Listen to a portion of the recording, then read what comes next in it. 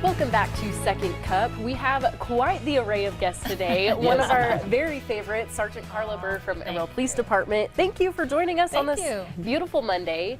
This is going to be a crazy, holiday-filled week for some people, some families out there. Halloween is on Friday, and we thought it would be, just important to conversate about Halloween safety and just how to keep your kids safe while they enjoy this fun holiday. Yes. I think that's a great thing to remind people. Yes. So a lot of people have kind of gone to doing the trunk or treats, which I think is great, because most of those are done either in a safe parking lot or in the middle of the day, and they're at churches or organizations that you can trust the people that are involved. So that's a great option. But there's still the traditional trick-or-treating. Yes. Right. And so some things to remember is, of course, wear light-colored clothing, or carry a flashlight, or carry something like a reflective vest or something like that. Don't let the littles go out by themselves. Sure. Make sure that there's an adult with them, even if you're in your car following them or something like that. And talking about cars, if there's going to be a lot of kids walking around, maybe running out in the street. So if you're driving Friday evening, make sure that you're watching out for children, especially in residential areas, watching out for people that might be trick-or-treating.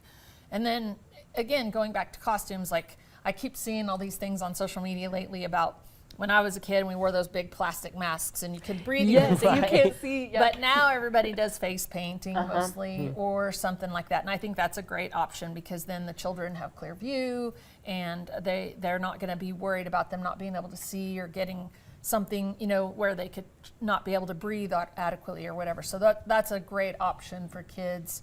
But really just making sure that you're looking out for each other, they're looking out for the kids. And then with the candy, we don't really hear about problems with candy, but also check your kids' candy. Make sure that there's no open packaging. And a lot of times I get candy from the store, and sometimes not all the packaging is done right. Yes, so not necessarily anything bad about it, but you just want to make cautious. Sure. Yeah, you just want to make sure that the candy's okay and it hasn't been tampered with, or that it at least is clean and sanitary, I guess is the word I'm looking for. Absolutely. Right, and I feel like, because that's the thing, is I feel like it rolls around every year for Halloween, is there's always a freak out about, they're putting, stuff in people's, candy and things like that. But like you said, thankfully, we don't really see after Halloween that that's something that really goes on that much. But like you were saying, it's still important to stay vigilant. And so what would you tell parents who are just, like I said, I know you're kind of talking about check that candy still, but even then, maybe there's some parents that are just really apprehensive, like, I just don't want any candy, and my kids, they don't want to take the risk. But like you said, usually it's not an issue, right? Yeah, and it's not. We don't get any report of that.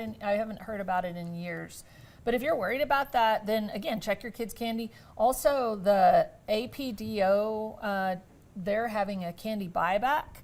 Yes, that's right. I think around the 6th or the 7th of November. So if your kids want the experience, and then you want to limit the candy they're going to have, that's a great option. Yep. And Crime Stoppers and Student Crime Stoppers will benefit from that. So you'll be giving back to a great cause as well. So that's an option if you don't want a lot of candy in your house. Absolutely. Well, with Halloween being on a Friday this year too, are y'all anticipating, a crazy kind of event, or do you feel like, our community is really tight-knit and safe and everyone takes care of one another and everying, but there's so many events going on, so it's like, be cautious. I know we've been invited to so many. Yes. So many. I think we're working 4 this week, or not working, but we're going to be attending like 4 of them. And I think we attended a few last week as well.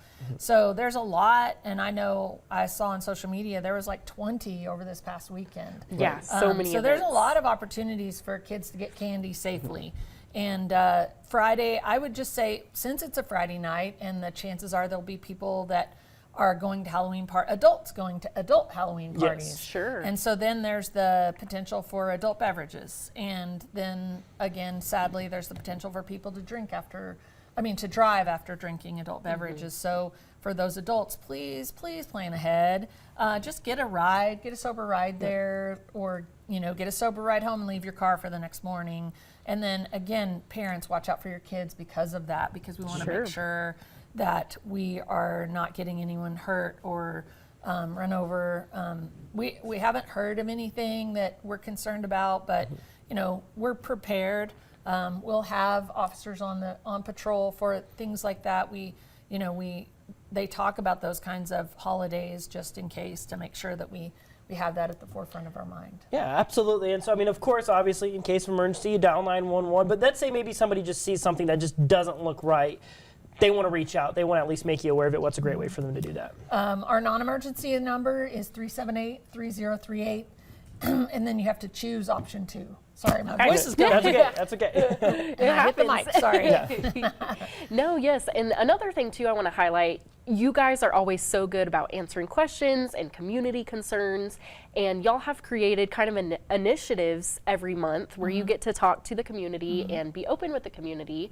And you guys already had an event in October, but looking ahead. And we had one in September, too. In September, too, yes, yes. And so how has that been going, and what are y'all anticipating as, November rolls around? I think the one in November is going to be at the Southwest Branch Library. And I know our first one was downtown and it was kind of slow. We didn't have, I unfortunately didn't get to go to the one this past week. I hope there was a library full of people. But we often get questions on our social media. We get a lot of comments on the social media that people have questions, and this is the perfect opportunity. Yeah. We've got about a half a dozen officers that will be there, that we can have an open forum. Everybody can talk, or if you want to talk to an officer just, one-on-one, that's the opportunity there too. And it's no pressure. Yes. There's no agenda other than informing the community and getting open, chance to have an open conversation. Absolutely. And you guys aren't scary, like you want the community to know that, like y'all are real people doing what you are called to do, in Amarillo, and, just gearing up as things move forward. You guys have tons of stuff to get involved in. And so best way to do that is social media pages, would you say? Our Facebook page, we put everything on there.